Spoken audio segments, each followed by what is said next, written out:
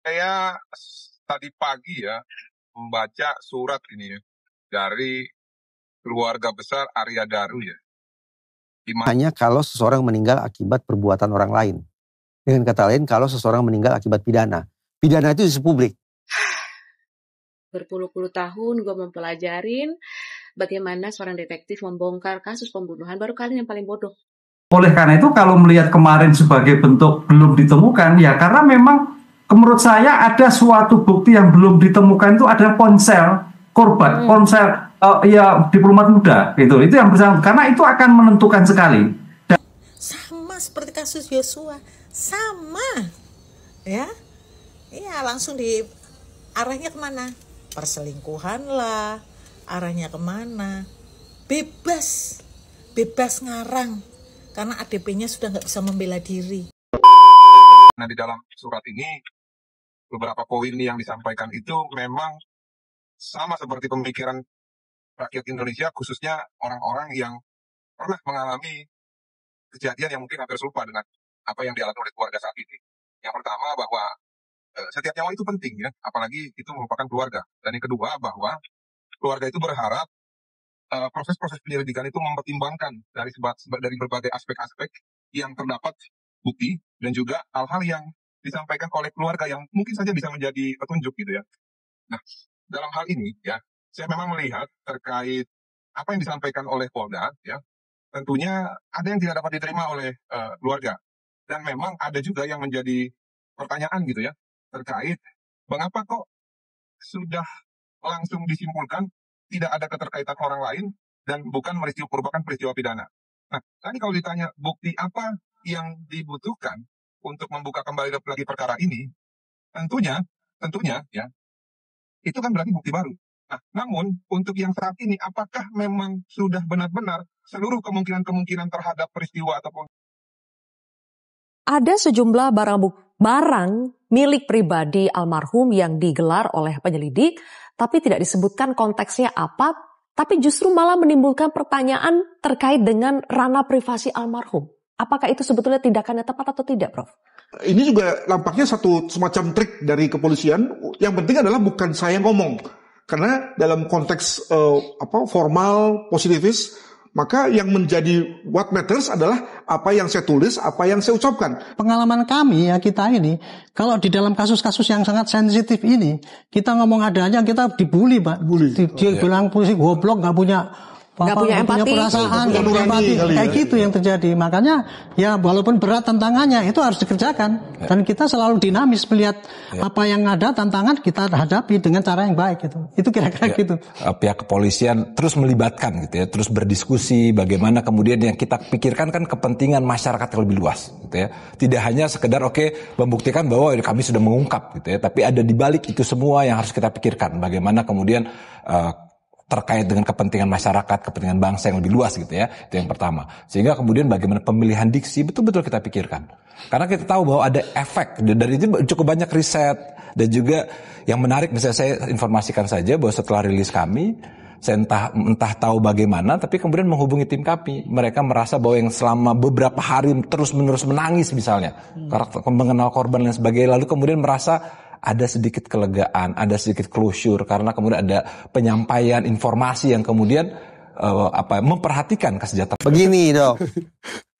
Dari 4 situasi yang kita bahas tadi, yang merupakan isu publik, domainnya ada di masyarakat. Jadi kita boleh ngobrolin serinci-rincinya, itu hanya kalau seseorang meninggal akibat perbuatan orang lain.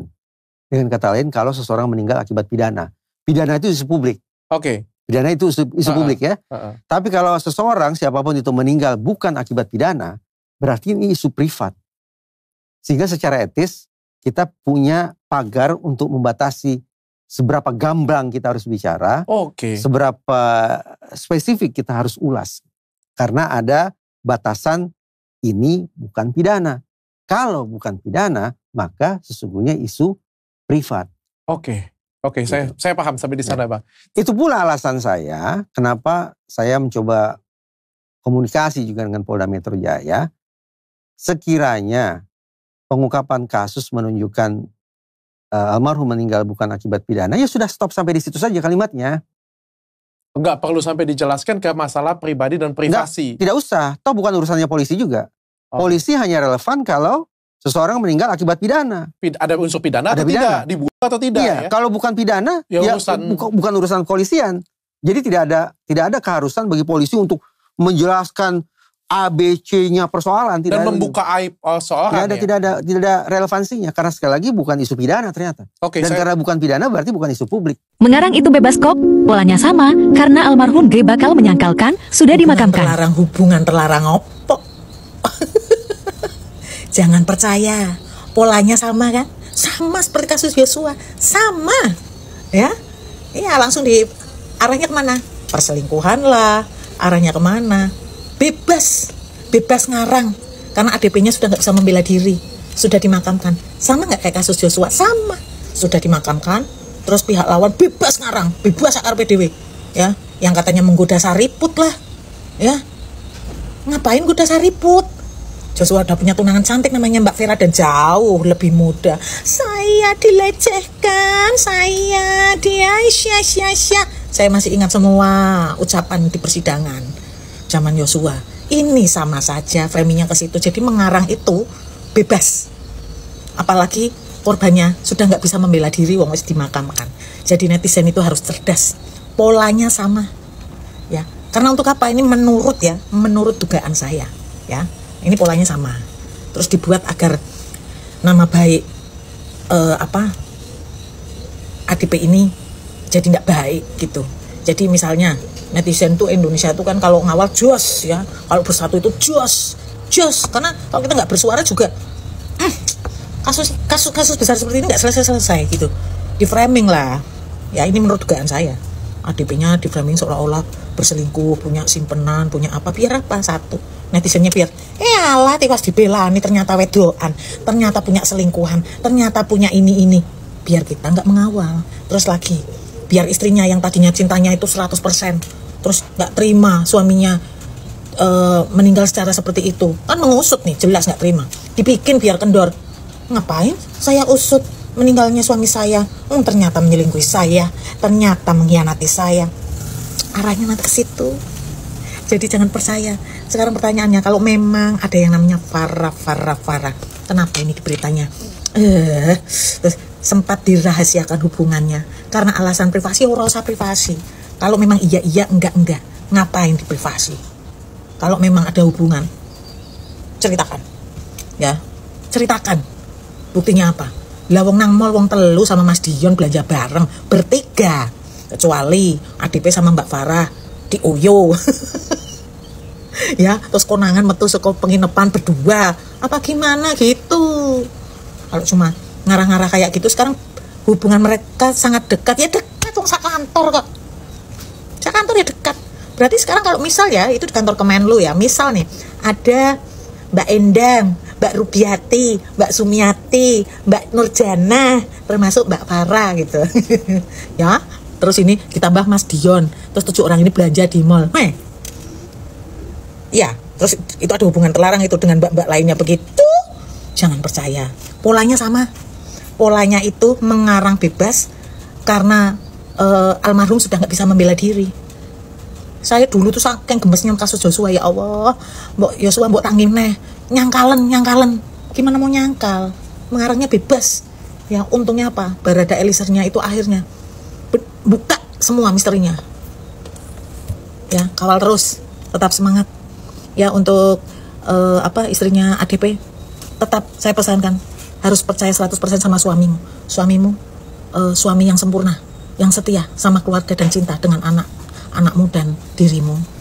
Orang terdekat Arya Daru tak terima sang diplomat dituduh bundir hingga analisis kriminal curigai sosok ini. Kabar mengenai orang terdekat dari diplomat muda Arya Daru tidak terima saat di polisi bongkar penyebab meninggoy. Serta seorang analisis kriminal mencurigai sosok yang bikin polisi sempat gelagapan. Kedua informasi tersebut menjadi berita kasus tewasnya Arya Daru terpopuler di tv1news.com pada Sabtu 2 Agustus 2025. Seseorang yang mengaku kerabat dekat dari Arya Daru Pangayunan tak terima dengan tuduhan polisi yang menyatakan sang diplomat tewas alias bundir. Lalu unggahan Instagram miliknya, wanita mengaku kenal betul dengan karakter Arya Daru sehingga tidak mungkin jika ia bundir. Sebelumnya, Direktur Reskrimum Polda Metro Jaya Kombes Wira Satria Triputra dalam konferensi pers Selasa 29 Juli 2025 mengungkapkan bahwa Arya Daru meninggal dunia lantaran bundir. Kombes Wira menunjukkan sejumlah barang bukti seperti CCTV di Mall Grand Indonesia, tempat terakhir yang dikunjungi oleh diplomat Arya Daru yang sebelum balik ke kosnya.